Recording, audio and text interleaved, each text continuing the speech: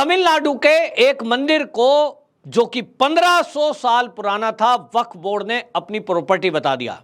इतना ही नहीं, वहां के आसपास के गांव में जो लोग खेती कर रहे हैं बरसों बरस पीढ़ी दर पीढ़ी, उस पर भी वक्फ बोर्ड ने अपना दावा पेश किया है। और इस बात के बाद पूरे देश में यह तहलका मच गया कि इस देश में यह कानून आखिरकार कैसा काला कानून है, जिसमें हिंदुओं का 1500 साल पुराना मंदिर, कई सारे एयरपोर्ट, कई रेलवे की भूमि जो कही जाती है वो, और नगर निगम, ग्राम पंचायत की जमीन जिस पर लोग पीढ़ी दर पीढ़ी खेती करते आ रहे हैं, वक्फ बोर्ड की संपत्ति कैसे हो गई। एक हवाले से यह कहा जा रहा है कि इस देश में सेना और रेलवे के बाद तीसरे नंबर पर वक्फ बोर्ड आता है, जिसके पास भारत की संपत्ति है। यानी इतनी जमीन कि इसके ऊपर जमीन जो है रेलवे या सेना के पास है। यानी तीसरा सबसे बड़ा भू मालिक अगर इस भारत के अंदर कोई है तो वो वक्फ बोर्ड है। और ये वक्फ बोर्ड की आप बात देखिए कि ये इस देश में अल्पसंख्यक कहे जाने वाले वर्ग की संपत्ति का अधिकार, वो कहते हैं कि वक्फ बोर्ड को है। और कानून देखिए, कांग्रेस ने 1995 में ऐसा कानून बनाया कि वक्फ बोर्ड जिस पर दावा कर दे जमीन पर, उस दावे के बाद आपकी सुनवाई कहीं कोर्ट में नहीं हो सकती। आपको जो वक्फ बोर्ड है वहीं से एनओसी लाना पड़ेगा। और इस वक्फ बोर्ड में जो मेंबर हैं जो आपकी सुनवाई करेंगे, वो राज्य का एक मुस्लिम सांसद, एक मुस्लिम विधायक, एक बार काउंसिल का मुस्लिम सदस्य, यानी सब मुस्लिम होंगे, बार काउंसिल का सदस्य भी होगा। और ये सब बैठ करके आपका फैसला तय करेंगे कि जिस जमीन पर आप दावा कर रहे हैं और वक्फ बोर्ड अपना दावा कर रहा है, असली मालिक इसका कौन है। ऐसी स्थिति में क्या आप समझते हैं कि जिस पर वक्फ बोर्ड दावा कर दे, जिसको इतने अधिकार दिए गए, और ये कांग्रेस ने किस तरह की चालें चली हैं कि तुष्टीकरण के कारण भारत के अंदर आज सबसे ज्यादा संपत्ति वक्फ बोर्ड की हो गई है।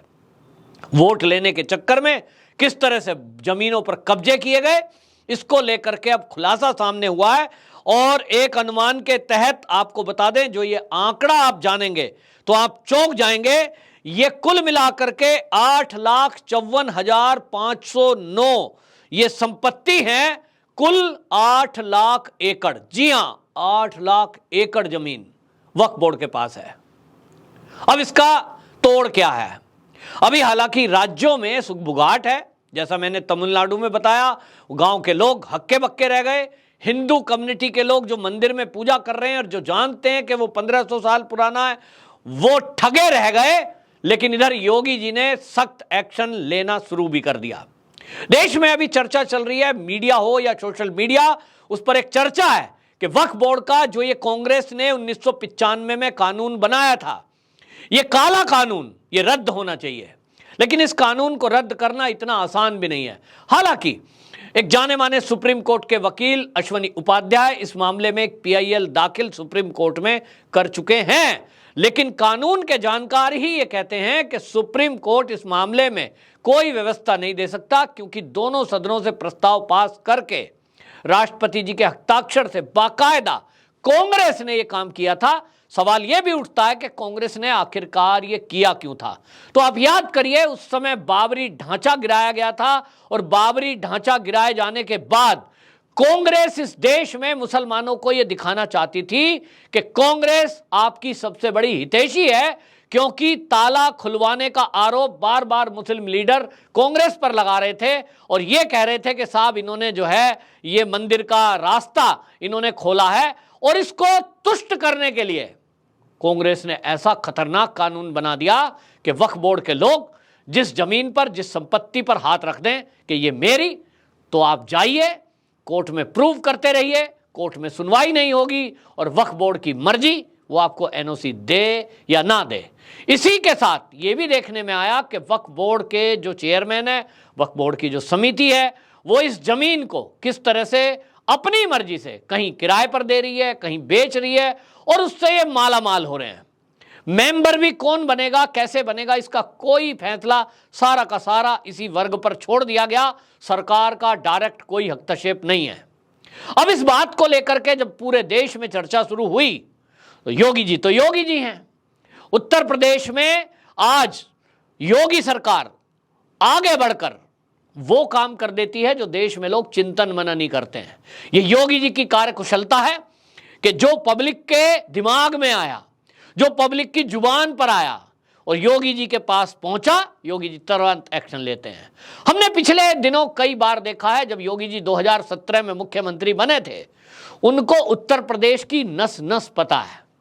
आम जनता किस बात से लेकर त्रस्त है, परेशान है, उनको जानकारी है। और इसलिए 2017 में योगी जी जब मुख्यमंत्री बने, सबसे पहले रोमियो स्क्वाड बनाया, क्योंकि उनको पता था कि बच्चियों को मनचले लोग छेड़ते हैं, तो लड़कियों के लिए व्यवस्था कर दी।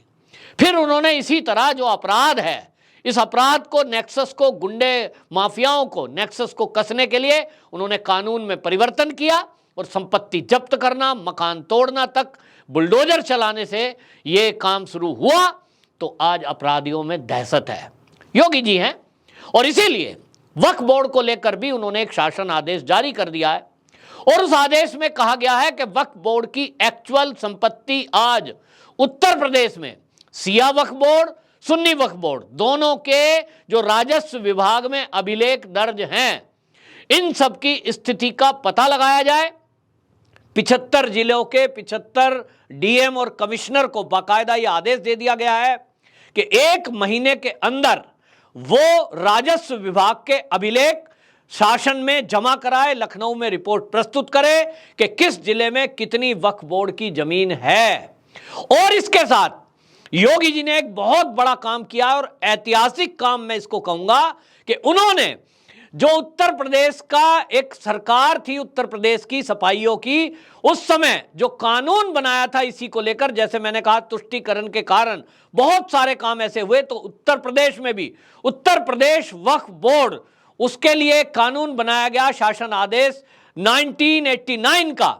और उस 1989 के कानून में यह व्यवस्था की गई उत्तर प्रदेश में कि जो जमीन है नगर निकाय की, यानी शहरों में नगर निगम की जमीन, गांव में ग्राम पंचायत की जमीन, उसको वक्फ बोर्ड अपने लिए इस्तेमाल किया कर सकता है, जबकि यह कानून का उल्लंघन है।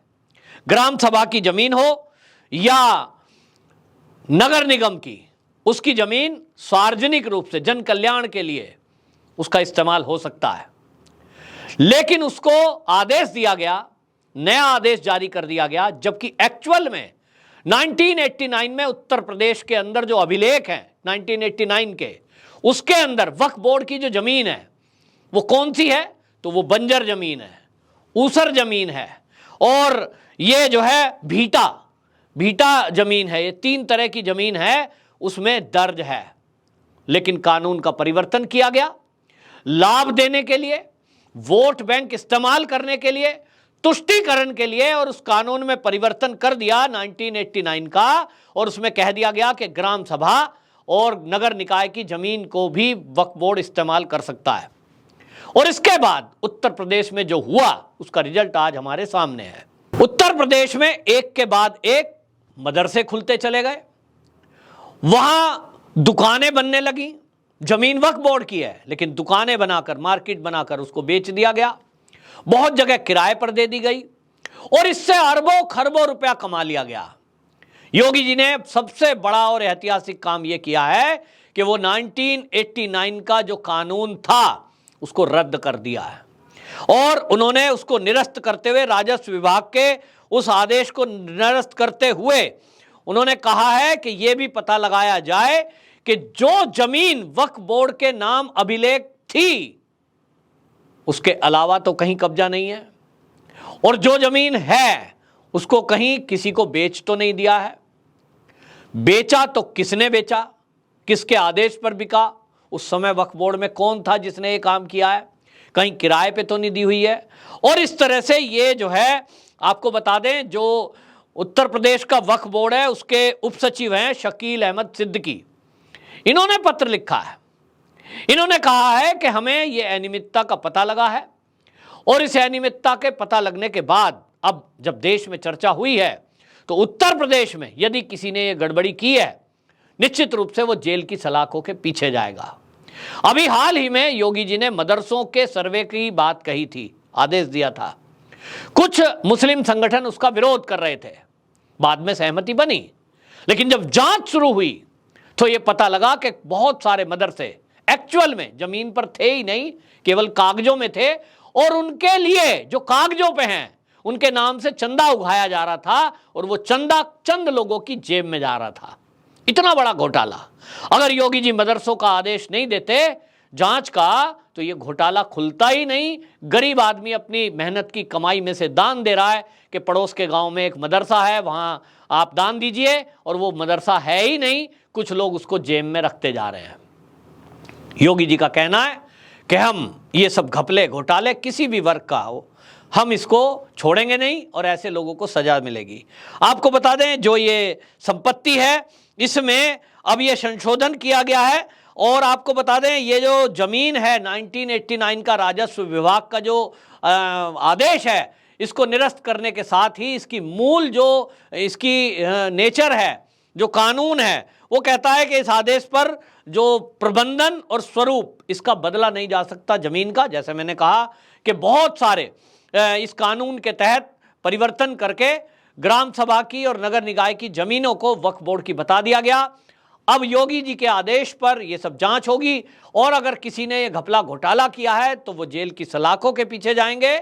और इस आदेश के निरस्त होने के बाद यह भी तय है कि जब आदेश निरस्त हो गया तो जिन्होंने वो जमीनों पे कब्जा किए होंगे वो जमीन उनसे खाली कराई जाएगी। योगी जी का ये काम बहुत ही महत्वपूर्ण है, ऐतिहासिक है और बहुत ही साहसिक है। इस आदेश को कोटि कोटि नमन, और सभी सनातनी मेरे से बोल रहे हैं कि योगी जी का धन्यवाद बोलो कि कम से कम देश में पहला राज्य उत्तर प्रदेश इस बार फिर इस बात के लिए बना है कि उन्होंने वक्फ बोर्ड की संपत्ति की जांच और उसके खिलाफ आदेश, जो गड़बड़ी करने वाले हैं उनके खिलाफ आदेश दिया है कि उनके खिलाफ कार्रवाई की जाए। वंदे मातरम।